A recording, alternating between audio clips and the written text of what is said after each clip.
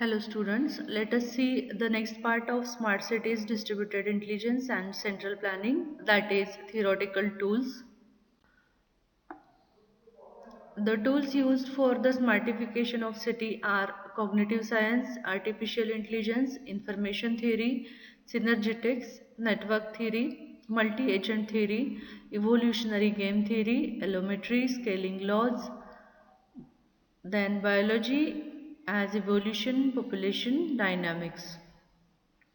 We will see some of the theoretical tools in this chapters such as artificial intelligence, then synergetics, allometry, etc. First, we will see what is intelligence. Having in mind that smartification implies the application of AI to cities, a few remarks on intelligence may be in the order, at least what is the role of cities in this concern. Most probably it is sufficient to deal with intelligent behavior. This in turn means appropriate actions or depending on the specific situation, reactions. A prerequisite for these processes is pattern recognition, where pattern may be interpreted in a wide sense, for example, as images of faces or objects or whole scenes or movement patterns of persons, groups of them or traffic or just a set of measured data. For example, temperature distribution in a home or in city. The central problem consists of the selection or recognition of features that are or will be relevant to the action or reaction and how to draw the relevant conclusions. To have the required actions quickly at hand, a whole repertoire of reactions must be learned in advance. A number of them may be based on planning and foresight is required. An important problem is the challenge of new situations to decision making. In many cases, people base the latter on more or less justified analogies with previous experience by extrapolating. It is called as heuristics. But in a number of cases, entirely new solutions or actions are required. Among such, chance events are technical failures, human mistakes, natural catastrophes, new state laws, etc.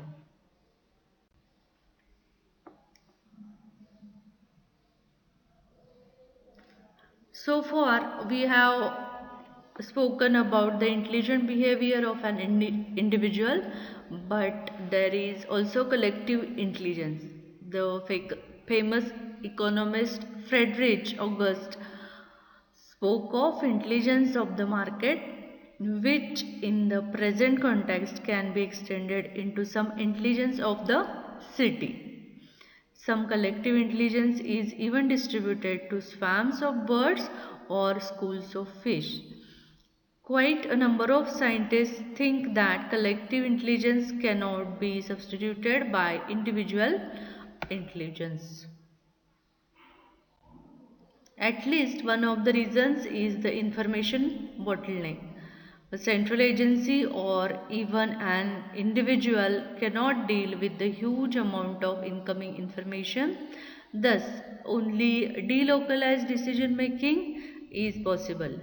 Clearly, there is a dichotomy between local initiative and global planning. Coming back to smartification taken seriously, it means the replacement of human intelligence by artificial intelligence, that is, machine intelligence.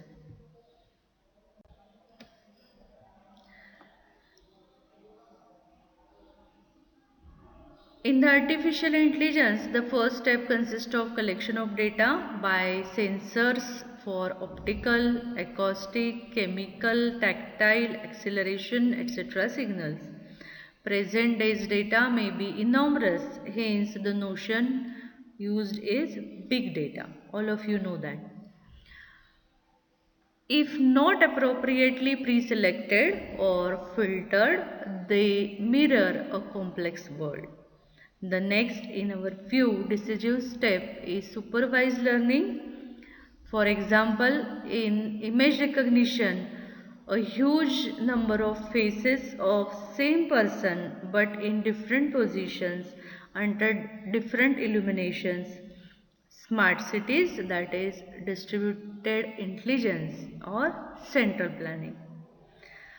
So that are represented to the computer that has to learn that all these images are associated with the name of that person. This is accomplished by an algorithm with huge number of adjustable parameters. This procedure is usually visualized as a feed-forward net with considerable number of layers, say 20 to 100 layers. Most of the adjustment procedures are based on the method of steepest descent. To get an idea what this means and implies, think of a landscape with mountains and valleys in between. The bottom of each valley represents a specific prototype pattern to be recognized due to given data, which are represented by the position of a stone in this landscape. Since in general the data are incomplete and or partially erroneous, the position of the stone does not precisely coincide with that of bottom of the relevant valley. But the stone can correct this error by sliding downhill.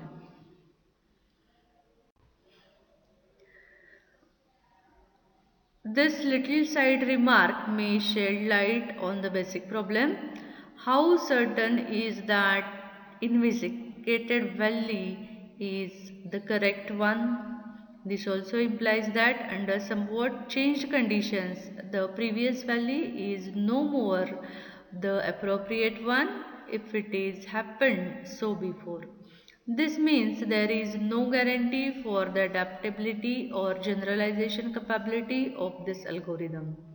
Besides such a rather superficial consideration, there is no theory of such networks that would allow us to understand the learning process. In a way, the whole learning procedure is reminiscent of training of animals. We don't know what happens in their brains, and perhaps once the tiger bites quite unexpectedly. An additional remark may be in the order, at least at present, the training time of such a network is days, which may be shortened by the parallel use of thousands of computers. Nevertheless, the speech recognition capability of systems such as Siri from Apple is impressive. So far, we have talked about the recognition. What about action of the automata? The same way as the recognition can be taught to the computer, it can also be taught to steer movements of actuators, in particular by imitation. But then, quite often, the machine is confronted with a conflict situation, which movement to steer or to perform. The inability of the machine to make an autonomous decision leads to deadlock. In human life, in such a situation, a deeper insight or deeper experience is required and helps to overcome the deadlock. On the other hand, if such a conflict situation hasn't been shown to the machine, deadlock results. Let us see about the information dynamics. Clearly, the concept of information plays a fundamental role in IT.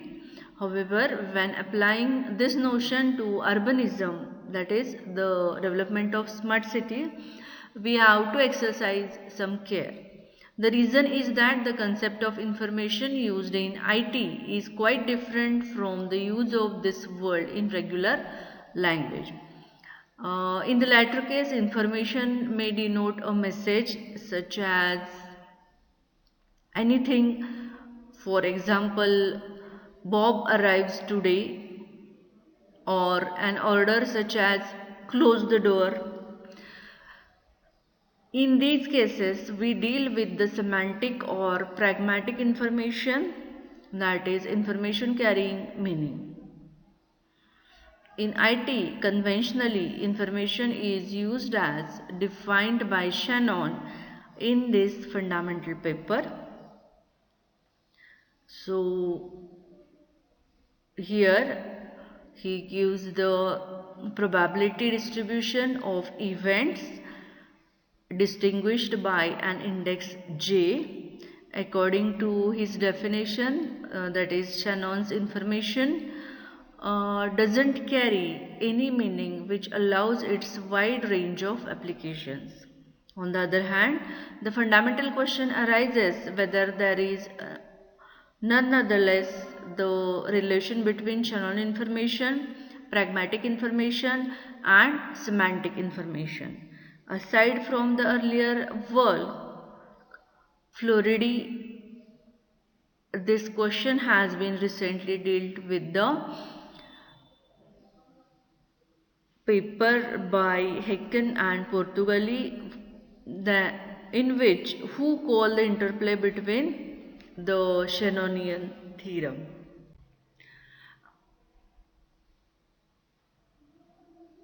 It represents the semantic or pragmatic kinds of information, that is information adaptation IA. Its basic idea is as follows. According to Shannon's formula, SHI depends on the selections of events J.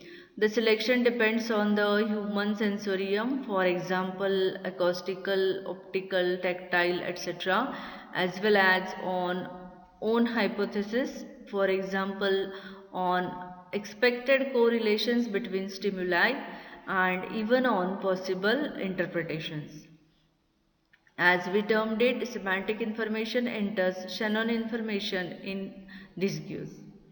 Uh, the pre-processed SHI, that is Shannon information, is then transferred by the human brain or in the context of smartification by an automata into a state of brain or automation associated with the meaning, which can refer to semantic information, that is SI. That is meaning as per SE, that is, for example, this is sky. While in particular to soliciting a specific action, that is pragmatic information PI. In a human brain, this interplay between SHI and PI may happen in several steps. Depending on the amount of SHI, a unique response or multitude responses may result.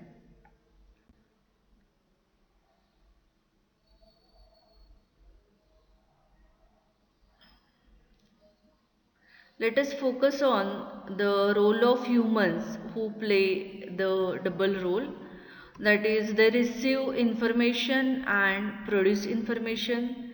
But what kinds of information are meant here? We have to see that. To cast our approach into a mathematical form, we assume that the received information is of Shannon type and the produced information of pragmatic type. The latter leads to the observable actions of the agents, that is, people. As we show in some details, um, their recognition capabilities, the agent transform the data emitted by the environment firstly to SHI and then into PI. For simplicity, in what follows, we will deal with the conversion of SHI into PI. Let us consider the role of the city, that is composed of artifacts and agents. Both emit signals, that is, for example, the artifacts in Gibsonian language as affordances. All these signals are treated as raw material in the form of SHI. that has then to be deciphered by the agents, that is converted in PI. Quite evidently, taking the mechanisms of self-organization seriously, the appropriate choice of control parameters is a crucial task for any planning agency. How to induce the relevant agents to enable the formation of a new structure. Then EGT, stressing the importance of benefits via cooperation of agents, is an appropriate tool. Similarly, to any organism, a city must be adaptive to meet changing needs and changing demands for labor, supply, etc. In ecosystems, quite generally in synergetics, there is a dilemma which arises. The more stable a system is, the less adaptive it is, and vice versa. Okay, whenever the system is more stable, it will be less adaptive, and the less stable system will be more adaptive than that. Stability times adaptability is equal to 1. So this formula denotes the relation between stability and adaptability.